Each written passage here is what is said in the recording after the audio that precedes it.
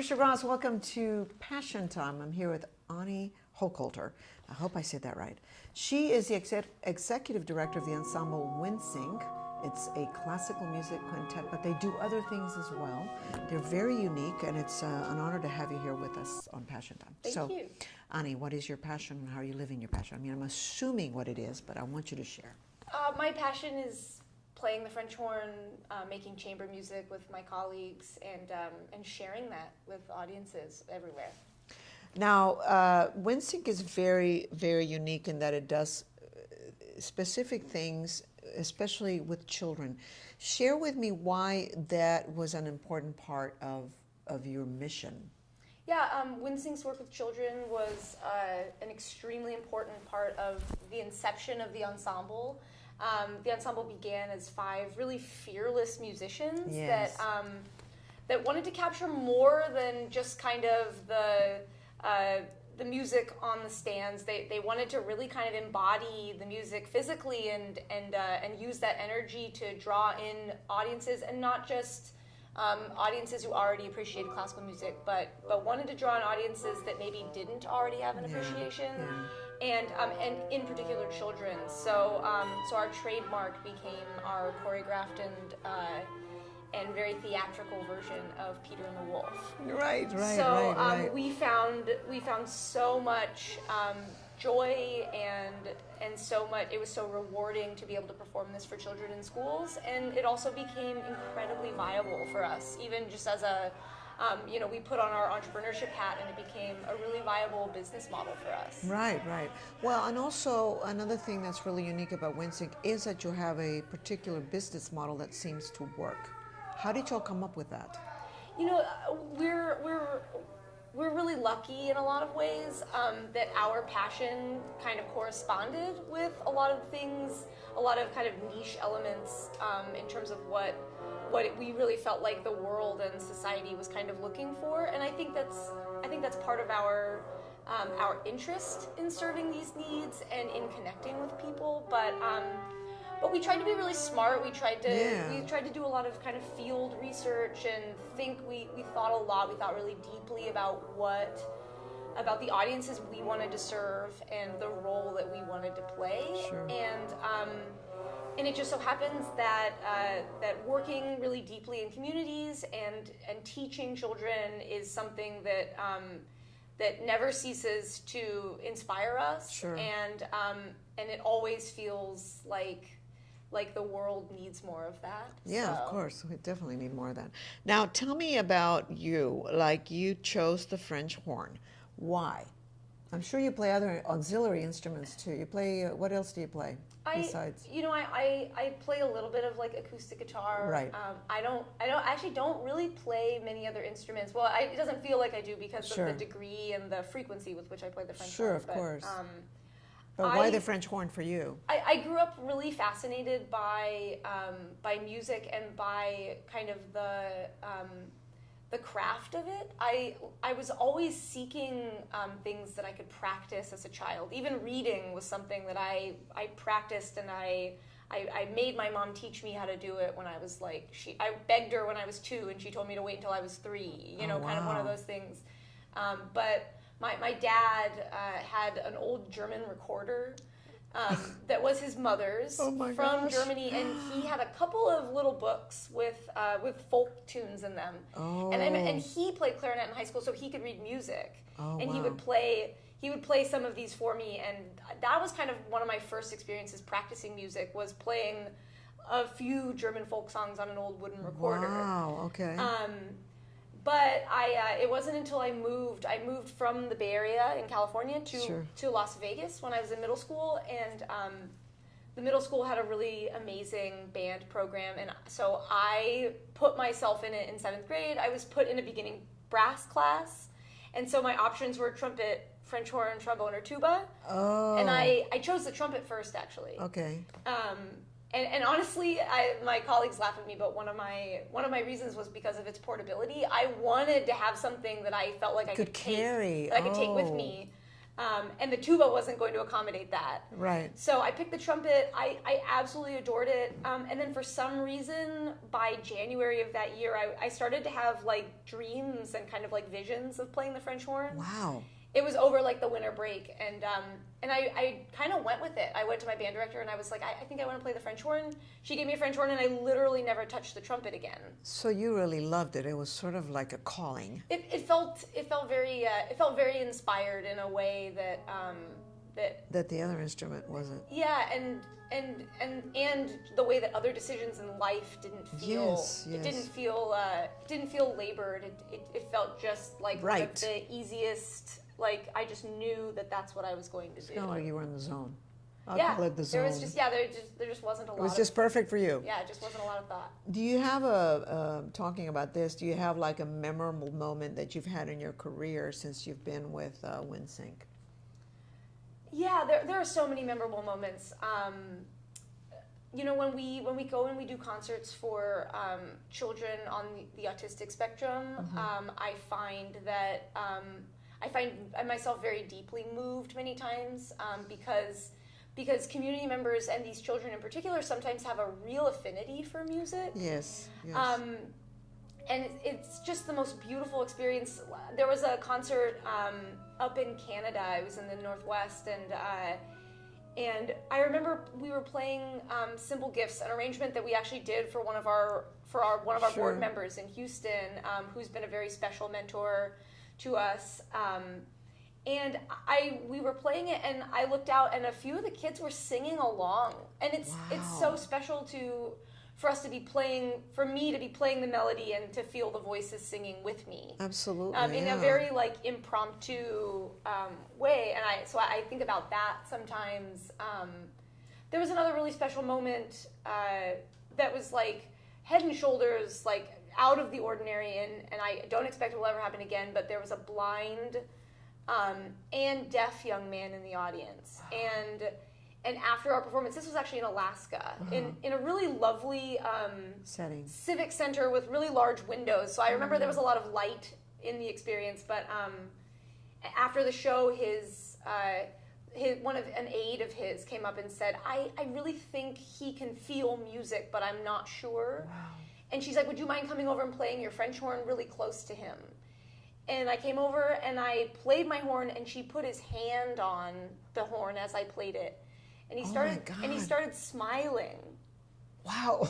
Yeah. It's moving. And it was like, I mean, just reflecting on it never ceases to kind of like amaze me.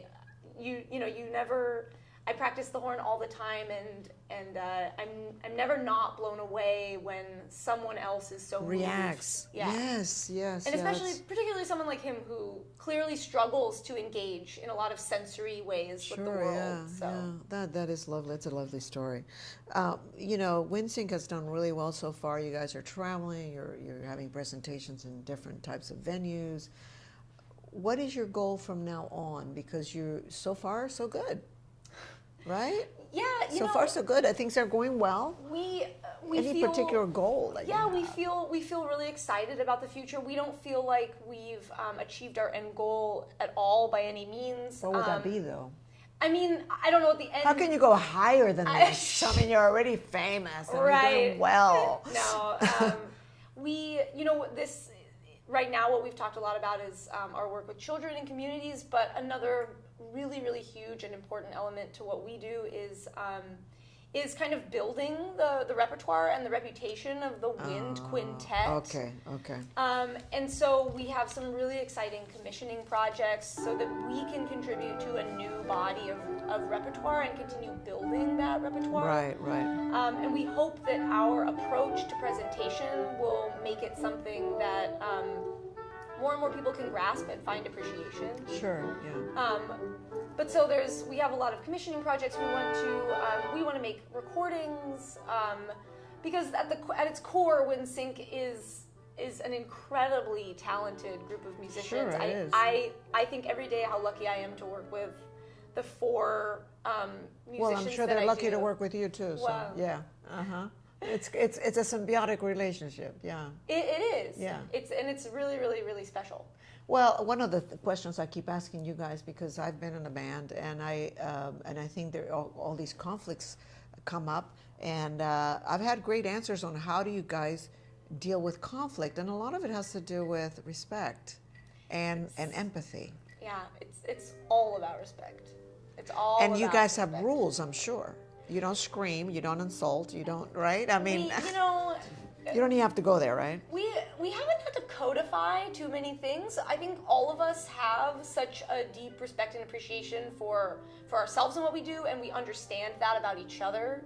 And but it is at the end of the day, whenever there is a problem, it's always a respect, an issue of respect. And but I do feel like there's a real deep respect built in, and so we can still have our arguments. We can have our arguments, but we don't leave the room hurt and wounded most of the time. Right, right.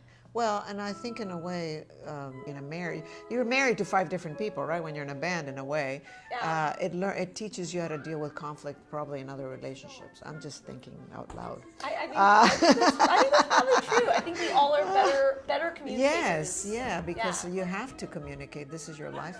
This is your life story. Now, it's very difficult to make it as a classical musician, generally speaking, but you guys did it. And that's what I admire about you, because it's so, unless you're in a symphony situation, but you guys are touring, you're traveling, you're recording your records. You guys succeeded, where most people don't. What do you think that is? I think 2 things. I think there's a lot of, this is kind of a little bit of a buzzword today, but I think there's a lot of grit involved. We were really stubborn about German. Yeah, we had a vision. We thought really deeply about a mission and a purpose, and we really stuck to it. And we were blind to a lot of things when we needed to be, and we tried to keep our eyes open when we needed to be. Okay. And there was a lot of creative perspective and creative visioning happening when things maybe weren't going the way we wanted, or we always, there's a certain amount of resilience that comes in, and resilience for us was turning everything that happened into, how is this positive for us? How can we reshape this so that it actually does move us forward, even if it wasn't what we wanted. Right. So there's that. There's also the having. We've had some really wonderful teachers, mentors, and and what we did was we built an organization in Houston with a board of directors, and so we have a really, really fantastic team of support. Okay. And I know that each of us as musicians kind of has our own individual support network that we probably rely on a lot as well. So, it takes a village. And yeah, really. I mean, that sounds like it. Yeah. It sounds like it takes a village. Now, in the 9 years, I think you've been with them from the beginning. Mm-hmm. Do you have a concert that really? I mean, you just shared a really interesting story, a wonderful story. But do you have a concert that really moved you, that you thought, oh my God, this is just fantastic and it's great and I'm so glad I'm doing this? Most concerts I have that feeling. You feel that feeling? I'm always a sucker for a really beautiful concert space. One of the more recent, actually our very last tour that we just got off of was first a performance at a recital hall hosted by Ravinia, and it was absolutely lovely. It was a beautiful space. It sounded really, really wonderful, and I felt so lucky to be on stage the whole time. And then the next place we performed was a new concert hall at Northwestern University, and I was completely blown away. The backdrop is a window over Lake Michigan. And the whole time it's like one of those, as soon as I walked in, I looked at like all of my colleagues and I just thought, like, we're all always going to remember this. Right. Because when the intersection of so much like beautiful kind of comes together, you just know that that's always going to kind of be in your head. Sure. Yeah, so, but it's all the time, and I think that's what's so special about doing this. I think that's why I do it, because so many moments feel so important. Sure. Yeah. And that's kind of what we're all doing as people, trying to find importance in moments, during the day and stuff. Yeah. Now you obviously you had other musicians when you started out, and they're gone. Was it hard to replace the old with the new, and was that a process that you also had to learn to live with? Because you guys, I'm sure you guys get so close, so bonded. Yeah, there's always a certain amount of struggle. Just change is difficult in general. This was another moment where Garrett and I, in particular, seem to have a real affinity for that kind of resilience. Okay. Though, and Because you're the founders in a way. yeah, and we kind of fuel each other, but we always kind of were like, you know what, like this change is going to be positive ultimately, and I truly believe that the 5 that we're working with today are so incredible. I'm so grateful to the others that have put in like as much time and as much energy, as much of their own passion into Windsync. And I think Windsync is really special because of all the musicians that have contributed to it. Of course. They're, and having as many, I think some groups take a lot of pride in a consistent membership, but I actually take a lot of pride in the sheer number of gifted and talented musicians that have created this. Okay. So it's really special. Anni Hochhalter. I hope I said that. I hope Hochhalter. I'm sorry. I need to say this better. Anni Hochhalter. Hochhalter. How embarrassing. I'll just call her Anni Hochi. Thank you so much, Anni, for joining us. Again, Windsync, an incredible classical quintet, a wind ensemble.